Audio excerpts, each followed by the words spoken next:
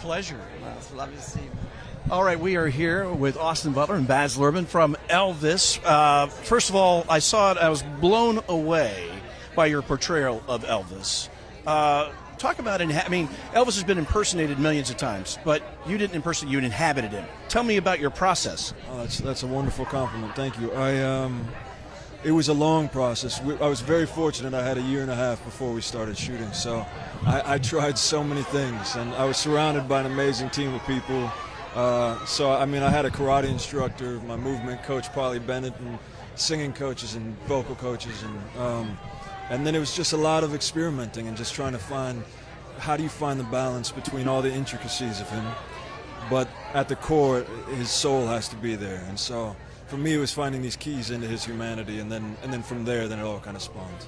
I think that's really a great way to put it. It was you found the humanity in a character that was larger than life, and obviously you tackle a project like this. I mean, what a huge undertaking. Where do you wrap your head around starting to do this life story? Well, I love this idea that Shakespeare, or if you think of Amadeus, right?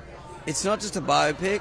It's about jealousy. It's about a larger idea. And I just thought Elvis's life is the greatest canvas on which to explore America in the 50s and the 60s and 70s. But let me tell you something, just listening to Austin. I wouldn't even begin to tackle this unless I found an Elvis. And I honestly didn't think I would. And I can tell you, I was just listening to what Austin said. When Priscilla Presley saw this movie, she said, we were so nervous, weren't we, Oz? We were just more nervous than any screening of my life. Because she said, I don't know how this young guy's going to be able to do it.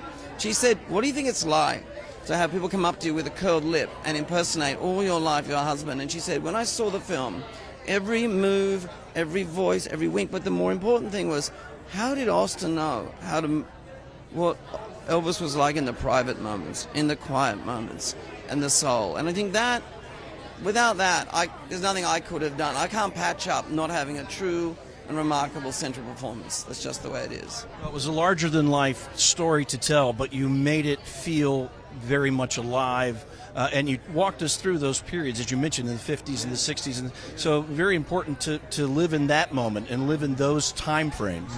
Yeah, for sure. And it's also tricky when you're shooting out of sequence, because one day we'd be in 72 and the next day in 56, and so you got to find the ways that you can click into those time periods and how his voice changed over the years. And it was just such a joy to get to explore. It really was. Well, you are both deserving of this award, and we're delighted to have you at the Palm Springs International Film Festival. Congratulations on an incredible piece of work. Thank you so much. Thank you so much. It's great to be here.